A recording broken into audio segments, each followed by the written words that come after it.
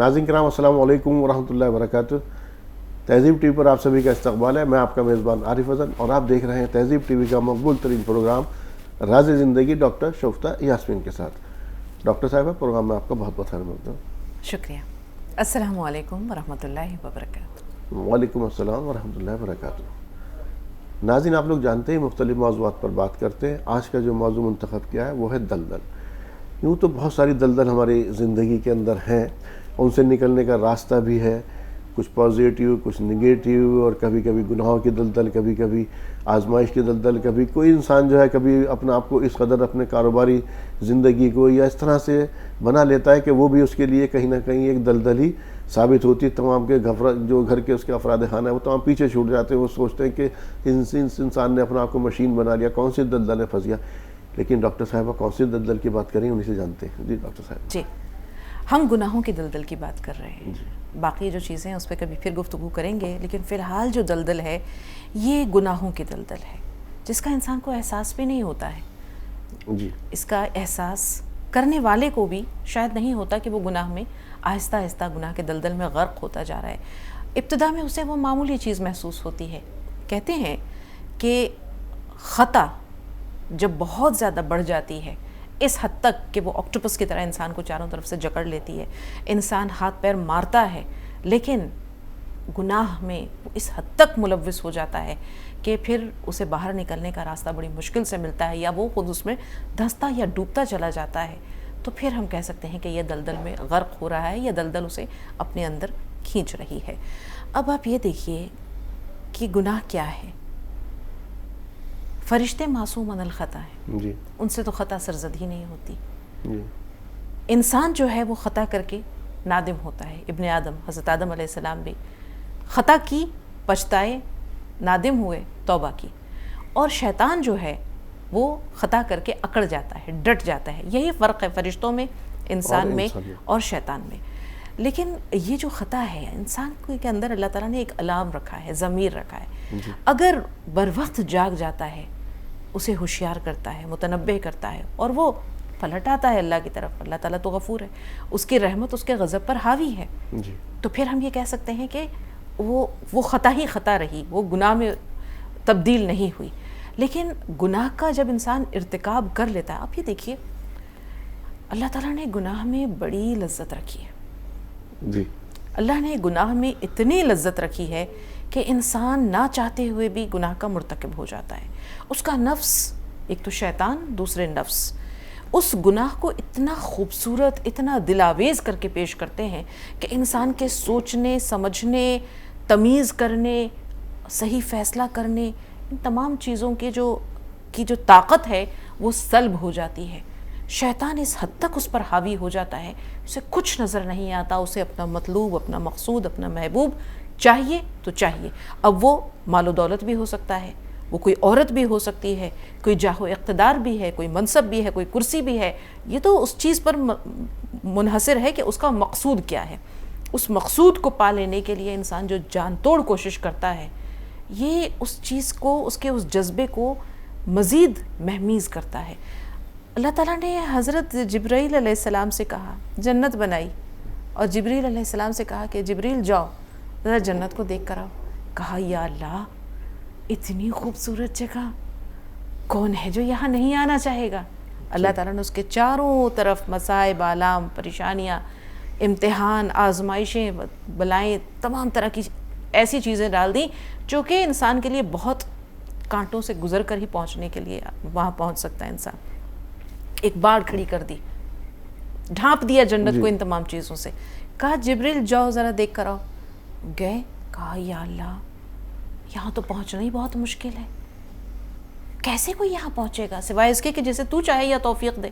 پھر اللہ تعالیٰ نے جہنم بنائی، کہا جبریل جاؤ جہنم دیکھ کر آؤ۔ حضرت جبریل علیہ السلام گئے، بہت گرمی ہے، بہت گرمی ہے، بہت خراب جگہ ہے، آگ ہی آگ ہے، کون ہے جو یہاں آنا چاہے گا اتنی خراب جگہ میں؟ اللہ تعالیٰ نے اس کے چاروں طرف دل فریبیاں، رعنائیاں، رنگینیاں، لذتیں، شہوتیں، نہ جانے کیا کچھ چیزیں چاروں طرف ڈھانپ دیا جہنم کو ان چیزوں سے۔ جبریل علیہ السلام سے کہا کہ جاؤ جبریل دیکھ کر آؤ جہنم کو۔ گئے، دیکھ کر آئے، کہا یا اللہ یہاں کون ہے جو بچے گا یہاں آنے سے؟ چاروں طرف تو ایسی لذتیں ہیں جو انسان کے دل و دماغ کو کھینچ رہی ہیں، اس کے نفس کو اپنی طرف ملتفت کر رہی ہیں. اس سے بچنے کے لیے انسان کو 100 بار سوچنا پڑے گا اور بڑی مشکل سے ہی کوئی بچ پائے گا. مجھے تو لگتا ہے کہ یہاں آنے والوں کی بہت بڑی تعداد ہوگی. یہاں تک بہت مشکل سے کوئی اپنے آپ کو یہاں آنے سے روک پائے گا. تو یہ جو انسان کے اندر خواہشات ہیں، جو انسان کے اندر نفسانی جذبات ہیں، شہوانیت ہے، حیوانی جبلتیں ہیں، لالچ ہے، حرص و ہوس ہے، یہ تمام چیزیں وہ ہیں جو انسان کو گناہ پر آمادہ کرتی ہیں، راغب کرتی ہیں. اور وہ انسان جو اپنا نفس اتنا مضبوط بنا لے کہ ایک طرف اس کو اللہ کی رضا مطلوب ہو، دوسری طرف شیطان کو مات دینے کا جذبہ ہو، تیسری طرف دل میں اللہ کا خوف ہو، تقویٰ ہو، چوتھی طرف اس کے دماغ میں دل و نجات ہو اور جنت کا حصول ہو، تبھی اس گناہ سے بچ سکتا ہے. جب انسان کسی گناہ کو کرنا چاہتا ہے یا کسی گناہ کی طرف بڑھتا ہے، اس کے دل میں کہیں نہ کہیں اللہ تعالیٰ نے ایک ایسا لام رکھا، کہیں نہ کہیں کشمکش چلتی ہے، چلتی چلی جاتی ہے اس کے بیچ میں.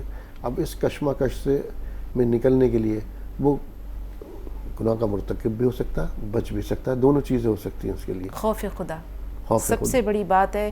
خوف خدا، مواخذہ، احتساب، اور یہ کہ اللہ دیکھ رہا ہے. کہتے ہیں کہ جب اگر انسان کو کسی گناہ کا خیال آئے تو کہتے ہیں نا کہ گناہ کرنا ہے تو کسی ایسی جگہ جا کر کرو جہاں خدا نہ ہو. گناہ کا اگر خیال کرنا ہے، دیکھیے گناہ کے لیے سب سے اس کی ڈیفینیشن آسان سی یہی ہے کہ وہ کام جو چھپ کر کرنا پڑے. گناہ کے لیے اس سے بڑی دلیل کیا ہے کہ اسے چھپ کر کرنا پڑتا ہے. جی صحیح بات ہے. گناہ کے لیے سب سے بڑی دلیل یہ ہے کہ اسے آپ اعلان نہیں کر سکتے، آپ اسے 10 لوگوں کو بتا کر نہیں کر سکتے، اسے چھپ کر کرنا پڑتا ہے. اسی لیے یہ گناہ ہے، اسی لیے اللہ تعالیٰ کا غضب کا سبب بنتا ہے، اسی لیے لوگوں کی نظر میں یہ ذلت و رسوائی کا سبب بنتا ہے، کیونکہ اسے چھپ کر کرنا پڑتا ہے. بندہ نہیں چاہتا کہ میرا یہ عمل قبیح، میرا یہ برا کام لوگوں کی نظروں میں آئے. 2 کوڑی کی عزت رہ جاتی ہے اس کی. جی. تو کہتے ہیں کہ اگر گناہ کرنا ہو تو انسان کو یہ سوچنا چاہیے کہ خدا دیکھ رہا ہے، جی. فرشتے لکھ رہے ہیں، اور موت یقینی. موت یقینی. تو اگر انسان یہ سوچ لے کہ اللہ دیکھ رہا ہے، کرامن کاتبین لکھ رہے ہیں، اور موت آنی ہے، خدا کے حضور پیش ہونا ہے، تو پھر وہ کانپ جاتا ہے. ایک مرتبہ ہارون رشید کا غالباً یہ واقعہ ہے کہ اس نے اپنی بیوی سے پوچھا کہ میں کیسا لگ رہا ہوں. بیوی نے کہا شکل سے تو جہنمی لگ رہے ہو. جی. اس نے کہا کہ اگر میں جہنمی ہوں تو تمہیں 3 طلاق دے دی. طلاق. اب ملکہ زبیدہ چہیتی ملکہ ہے، اب کہنے کو تو کہہ دیا کہ تمہیں 3 طلاق، لیکن پریشان ہوا، نادم ہوا. وقت کے تمام بڑے علماء کو بلایا اور کہا کہ بادشاہ سلامت. انہوں نے جب مسئلہ سنا تو کہا انہوں نے کہ طلاق ہو گئی، آپ نے ایک ہی نشست میں 3 طلاق دے دی ہے، اور اب کوئی صورت، کوئی سبیل نظر نہیں آتی ہے. وہیں ایک نوجوان عالم دین بھی تھے. لوگ کہتے ہیں امام شافعی تھے، خدا جانے کہ امام شافعی تھے یا کوئی اور تھے، اس وقت نام ذہن میں نہیں آ رہا ہے. واقعہ بہت سال پہلے پڑھا تھا. تو وہ بھی یہ مسئلہ سن رہے تھے. انہوں نے بادشاہ سے کہا کہ بادشاہ سلامت، اگر آپ مناسب سمجھیں تو مجھے آپ کے ساتھ خلوت میں تھوڑی سی گفتگو کرنی ہے، پھر میں اپنی رائے آپ کے سامنے پیش کروں گا. بادشاہ ان کو لے کر تنہائی میں ایک جگہ گئے اور کہا کہ پورا مسئلہ بادشاہ سے سن چکے تھے. کہا تھا کہ اگر میں شکل سے جہنمی ہوں تو تمہیں 3 طلاق. کہا کہ مشروط بات ہے. جی.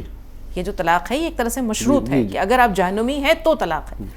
تو آپ یہ بتائیے کہ کبھی کوئی ایسا کام یا کوئی ایسا واقعہ آپ کے سامنے یا آپ کے ذریعے ہوا، کبھی آپ کسی بدکاری پر قادر تھے، آپ زنا پر قادر تھے، اور آپ نے جو ہے وہ خود کو اس عمل بد سے روک لیا قدرت رکھتے ہوئے؟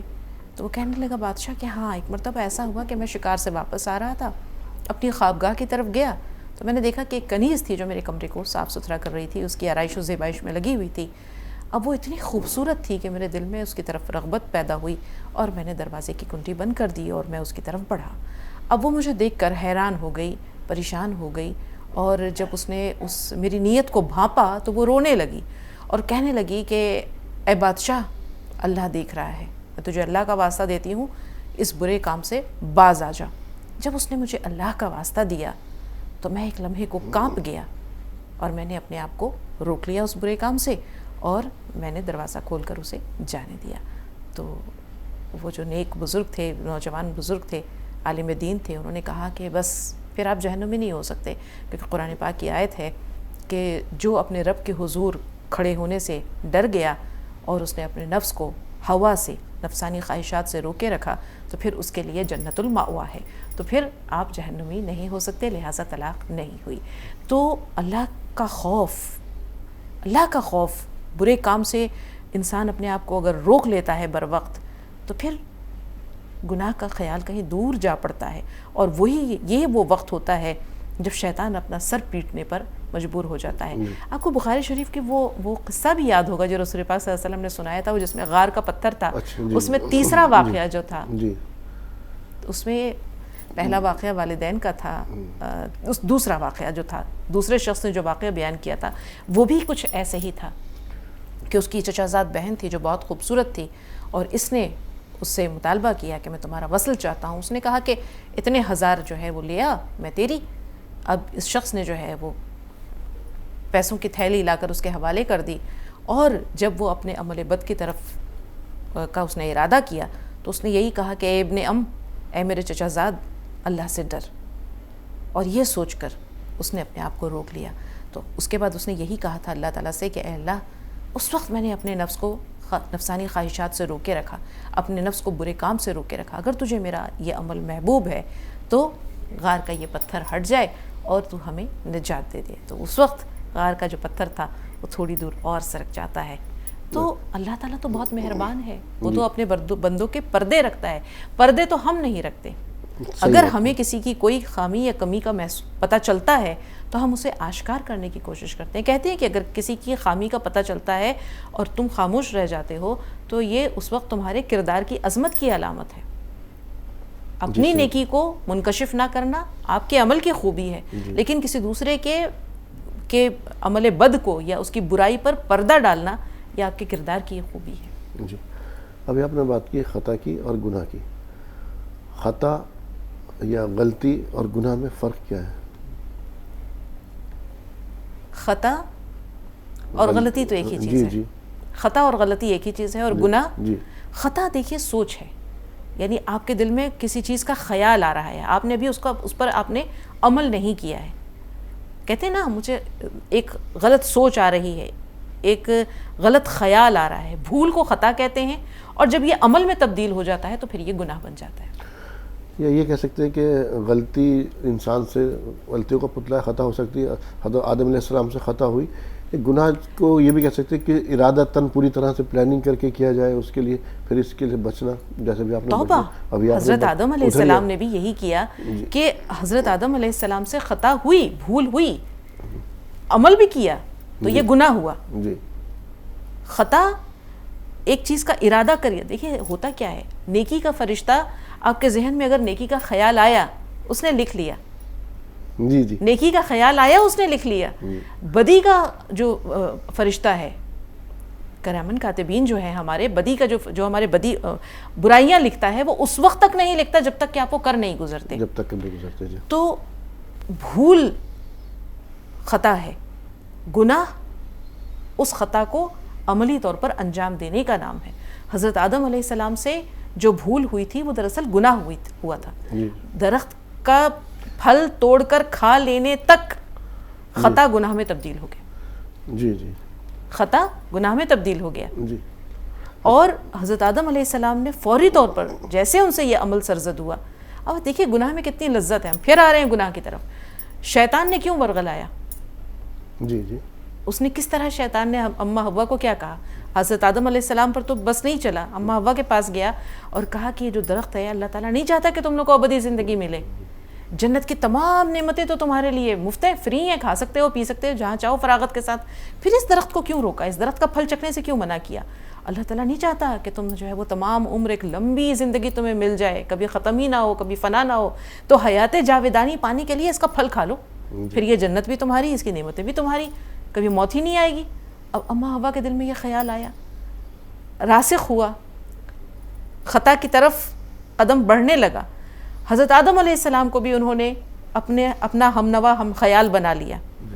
اب جب انہوں نے اس درخت کا پھل کھا لیا تو یہاں پر بھول نہیں تھی، یہ گناہ تھا. اللہ تعالیٰ کے حکم کو انہوں نے نافرمانی کر کے توڑ دیا. عمل کو، اللہ تعالیٰ کے حکم کو توڑنا گناہ تھا. جی.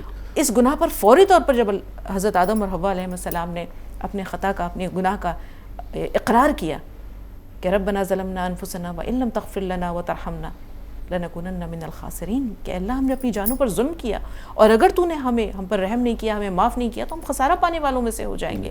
یہ اعتراف تھا جو اس عمل کے نتیجے میں اس کو مٹا دینے کے لیے کافی تھا.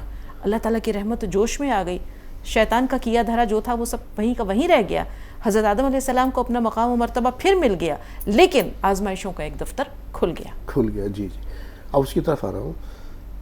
گناہ ہو گیا، سب کچھ ہو گیا، ہم کہتے ہیں توبہ کر لیتے ہیں ہم، استغفر اللہ، تو اللہ میری توبہ کرنے کا صحیح طریقہ. توبۃ النصوح، کہ دوبارہ اس کی طرف پلٹ کر نہیں آنا، دوبارہ اس کی طرف پلٹ کر نہیں آنا. آپ یہ دیکھیے، توبہ اور مغفرت کے تو بہت سارے واقعات بیان کیے گئے ہیں، لیکن ایک واقعہ ہے جو بہت خوبصورت ہے اور وہ رسول اللہ صلی اللہ علیہ وسلم کے زمانے کا بھی نہیں ہے، وہ انبیاء کے زمانے کا بھی نہیں ہے، وہ حضرت عمر فاروق کے زمانے کا ہے. کہتے ہیں اللہ تعالیٰ نے ایک مرد اور عورت کے درمیان بڑی کشش رکھی. جی. شیطان انسان کو جن جن حربوں سے ورغلاتا ہے، گناہ اور معصیت کی طرف لاتا ہے، اس میں ایک عورت بھی ہے. بہت معذرت کے ساتھ اللہ تعالیٰ نے عورت کو جو ہے وہ جس طرح ماں کے مرتبے پر فائز کیا ہے، جنت اس کے قدموں تلے ہے، لیکن اس کے باوجود اللہ تعالیٰ نے مرد اور زن کے درمیان غیر معمولی کشش رکھی ہے. تو حضرت عمر فاروق کا زمانہ ہے. ایک نوجوان ہے جو آتے جاتے ایک خاتون کو بڑی گہری نظر سے دیکھتا ہے، اس کا راستہ روکتا ہے، گھنٹوں انتظار کرتا ہے اور اس کی ایک نظر کرم کا متمنی ہوتا ہے. وہ عورت بھی بڑی باحیا اور پاکیزہ تھی. اس نوجوان کی حرکت دیکھتی ہے، اسے نظر انداز بھی کرنے کی کوشش کرتی ہے اور آخر ایک دن پھٹ پڑتی ہے کہ کیا چاہتے ہو تم؟ اس نے کہا تمہیں چاہتا ہوں. تو اس نے کہا کہ ٹھیک ہے، مجھے چاہتے ہو تو میری شرط ماننے کو تیار ہو؟ اس نے کہا تم کہو تو جان دینے کو تیار ہوں. کہا میں تمہیں جان نہیں چاہیے، میں جو تمہارے سامنے شرط رکھ رہی ہوں، اگر تم اس پہ پورے اترتے ہو، آزمائش کی کسوٹی پر پورے اترتے ہو تو پھر میں تمہاری. بولا کہو کیا کہتی ہو؟ کہا 40 دن عمر کے پیچھے نماز پڑھ لو. کہتا یہ کون سی بڑی بات ہے، میں بھی پڑھ کے دکھاتا ہوں. اس نے کہا کہ ٹھیک ہے، اگر تم 40 دن تک عمر کے پیچھے، امیر المومنین کے پیچھے نماز پڑھتے ہو تو 40ویں دن میں اسی جگہ اسی مقام پر تمہیں ملوں گی اور میں تمہاری. وہ شخص بلا ناغہ 5 وقتہ نماز پڑھتا ہے حضرت عمر فاروق کے پیچھے. 1 ہفتہ گزرتا ہے، 2 ہفتے گزرتے ہیں، 3 4 1 مہینہ گزرتا ہے، یہاں تک کہ 40واں دن بھی آ جاتا ہے. وہ نماز پڑھ کے نکلتا ہے، دیکھتا ہے وہ عورت وہیں پر کھڑی ہوئی ہے. تو وہ عورت کہتی ہے کہ ہاں میں آ گئی، 40واں دن ہے اور آج یہ آخری عشاء کی نماز کا وقت ہے، آج تمہاری 40 دن کی مدت مکمل ہوئی، میں تمہاری. تو اس نے کہا کہ جاؤ سلامتی کے ساتھ اپنے گھر جاؤ. عمر کے پیچھے نماز پڑھنے نے میرے دل کی دنیا بدل دی. اب میں تمہارا نہیں، میں اپنے رب کا متمنی ہوں. اب میں تمہارا عاشق نہیں ہوں، مجھے میرا معشوق مل گیا ہے. تو توبہ اگر ایسی ہو جس کے بعد پھر دوبارہ گناہ کے ارتکاب کا ارادہ نہیں ہو تو یہ کہتے ہیں کہ یہ توبۃ النصوح ہے، سچی توبہ ہے. جی. اچھا، ہمارا حال یہ ہے موجودہ وقت کے اندر کہ ہم کسی کو اگر مصیبت میں دیکھتے ہیں تو ہم کہتے ہیں کہ اس کو اس کے گناہوں کی سزا مل رہی ہے، اور اگر اپنا مصیبت کے اندر ہوتے ہیں تو ہم کہتے ہیں کہ یہ میری آزمائش ہے. کیا ہے حقیقت؟ ہم کون ہوتے ہیں یہ کہنے والے کہ یہ اس کے گناہوں کی سزا ہے یا یہ ہمارے لیے ہماری آزمائش ہے؟ ہم اپنے لیے اچھا سوچتے ہیں، دوسرے کے لیے ہمیشہ برا سوچتے ہیں. تو انسان کا طریقہ ہے نا، اپنے لیے بہترین وکیل، دوسرے کے لیے بہترین جج. تو یہی بات ہے نا کہ ہم کون ہوتے ہیں یہ فیصلہ کرنے والے. ایک بڑھیا نے پوچھا حضرت بایزید بستامی سے، آپ کے سوال کی طرف بھی آؤں گی، کہ زندگی میں پوچھا کہ یہ تو بتائیے آپ کی داڑھی اچھی ہے کہ میرے گدھے کی دم. ایک عالم دین نے یہ واقعہ بیان کیا تھا. تو وہ کہنے لگے کہ میں کیا بتاؤں کہ میری داڑھی اچھی ہے یا تمہارے گدھے کی دم. میرے سامنے تو ایک بڑی گھاٹی ہے، اگر میں خیریت سے عافیت سے پار لگ گیا تو پھر میں کچھ تمہیں بتا سکتا ہوں، تمہارے سوال کا جواب دے سکتا ہوں.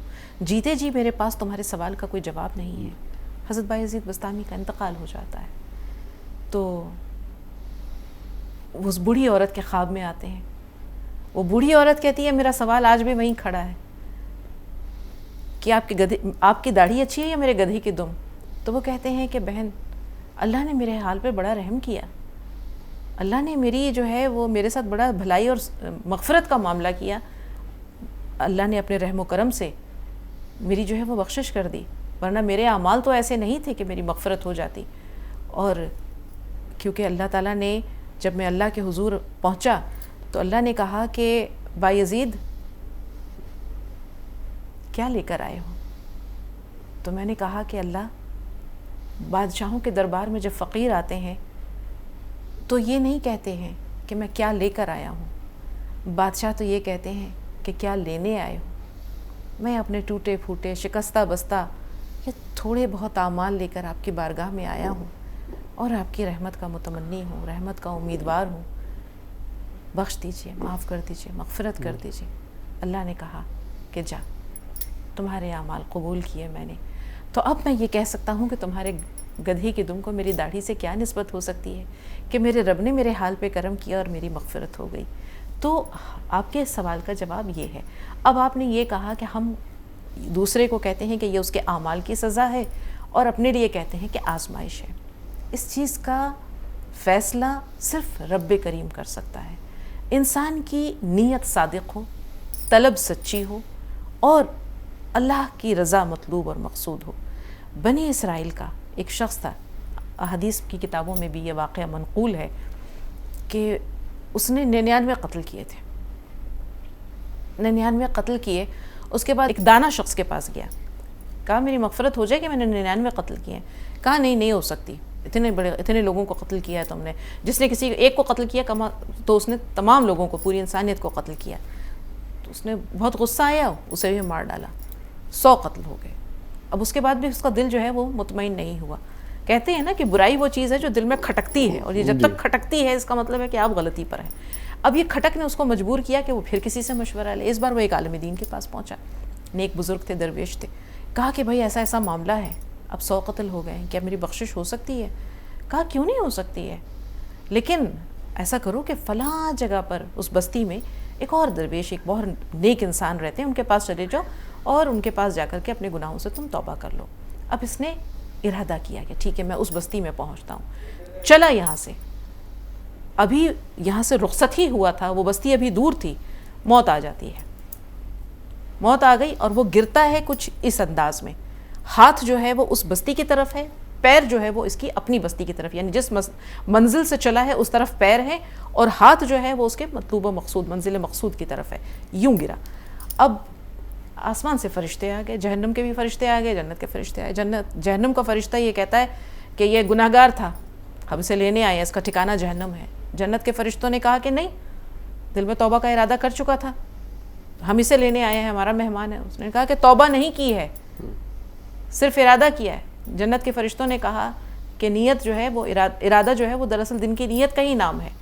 یہ توبہ کا ارادہ کر چکا تھا, ایک طرح سے اس نے توبہ کر لی ہے. ابھی یہ بحث ہو رہا ہے. اللہ نے تیسرے فرشتے کو بھیجا, کہا کہ بھئی پیمائش کرو, جس طرف کی زمین سے یہ قریب ہے, اگر یہ نیک لوگوں کی بستی کے قریب ہے تو پھر اس کی بخشش یقینی ہے, اور اگر یہ اس بستی سے دور ہے اور اپنی منزل سے قریب ہے تو پھر اس کا ٹھکانہ جہنم ہے. اب پیمائش شروع ہوئی. اللہ تعالیٰ نے کہا اس زمین کو جہاں وہ نیک لوگوں کی بستی تھی کہ تو سکڑ جا, اس کی بستی کے لیے جہاں سے یہ چلا تھا کہ تو پھیل جا. اب یہ پھیل گئی, وہ سکڑ گئی. جب سکڑ گئی تو وہ قریب ہو گئی اور اس کی بخشش ہو گئی. تو گناہگار سے نفرت نہیں کریے, گناہ سے نفرت کرنا چاہیے, کیونکہ اگر ہم گناہگار سے نفرت کریں گے تو وہ پھر کبھی بھی توبہ نہیں کرے گا. مقصد تو انسان کا یہی ہونا چاہیے کہ اس کے دل کو اس گناہ کی طرف سے دور لے جائیں, اس کو اس کا گناہ جو ہے وہ برا محسوس ہو, اس کو یہ احساس ہو کہ میں کسی غلط کام کا مرتکب ہو رہا ہوں, اللہ کی رحمت بے پایاں ہے اور ابھی بھی میرے گناہ دھل سکتے ہیں, ابھی بھی میری بخشش اور مغفرت ہو سکتی ہے. تو بنیادی چیز یہی ہوتی ہے کہ گناہگار سے نفرت نہیں ہونی چاہیے, گناہ سے نفرت ہونی چاہیے. ایک شخص تھا, شراب پیتا تھا, شرابی تھا, اول درجے کا شرابی تھا, واصف علی واصف صاحب. بہت نیک شخص گزرے ہیں، بہت دانشور. ایک شخص ان کو اس شرابی کو لے کر آیا ان کے پاس اور کہا کہ اسے سمجھائیں، یہ بہت شراب پیتا ہے. تو کہا اچھا شراب پیتے ہو، ٹھیک ہے. اسے بٹھایا اپنے پاس، اس کے لیے چائے منگوائی، اسے کھانا کھلایا، کچھ نہیں کہا، رخصت کر دیا. پھر وہ آیا 1-2 دن بعد، پھر اسے چائے پلائی، اسے باتیں کی، اسے کھانا کھلایا، رخصت کر دیا. یہی معمول چلتا رہا. اور ایک دن وہ شخص لڑکھڑاتے قدموں سے نہیں، پورے ہوش و حواس کے ساتھ آیا اور آ کر بیٹھا، اور ساتھ میں اس کا دوست بھی تھا. کہا حضرت آپ نے کیا کر دیا؟ اس نے تو شراب چھوڑ دی.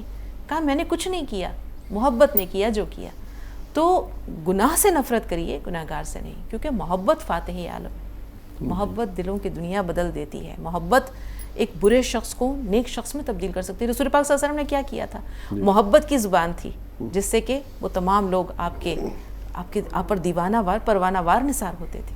رسول پاک صلی اللہ علیہ وسلم کے قول سے ہم اسے ختم کرنا چاہیں گے. رسول پاک صلی اللہ علیہ وسلم نے فرمایا تھا کہ اگر تیرے اندر سے حیا ختم ہو جائے، اذا فاتک الحیا فافعل ما تشاء، کہ اگر تیرے اندر سے حیا ختم ہو جائے تو پھر جو جی چاہے کر. کیونکہ یہ جو حیا ہے یہ دراصل ڈھال کا کام کرتی ہے. یہ بندوں سے بھی انسان کو جو ہے وہ ایک شرمساری کا احساس دلاتی ہے، رب کی نظروں میں بھی معتبر بناتی ہے. تو یہ جو حیا ہے یہ ڈھال ہے. یہ حیا باقی رہنی چاہیے. جب تک یہ حیا باقی ہے انسان گناہ کا خیال دل میں نہیں لائے گا. ناظرین، بات کی آج گناہوں کے دلدل کی. یقینی طور پر جب ایک گناہ ہوتا ہے تو کہتے ہیں اللہ تعالیٰ نے کہا بھی کہ ایک ڈاٹ لگا دیا جاتا ہے، اس طرح سے ایک دھبا پڑ جاتا ہے. پھر آپ دوبارہ جب گناہ کرتے ہیں پھر آپ کو دل جو ہے آپ کا متنبع کرتا ہے تو آپ پھر اس کو اگنور کرتے ہیں. تو یہ طریقہ ہے. اس طرح سے آپ جب تک آپ اگنور کرتے رہیں گے اپنے دل کی آواز کو تو آپ گناہوں کی دلدل کے اندر کھنچتے چلے جائیں گے. یا دوسرا طریقہ یہ ہے کہ آپ 99 کام اچھے کر رہے ہیں اور ایک گناہ پر اگر آپ مستقل قائم ہیں تب بھی یہ سمجھ لیے تمام تر آپ کے جتنے بھی اچھے کام ہیں وہ اس سے ضرب کھا کر کے زیرو ہو جائیں گے. تو گناہوں سے بچیے. اللہ تعالیٰ نے آپ کے دل کے اندر الارم رکھا ہے، اس کی پہلی آواز کو پہچانیے. اللہ تعالیٰ نے آپ صلی اللہ علیہ وسلم نے کہا بھی ہے کہ فتویٰ جو ہے اپنے دل سے لے لیا کرو.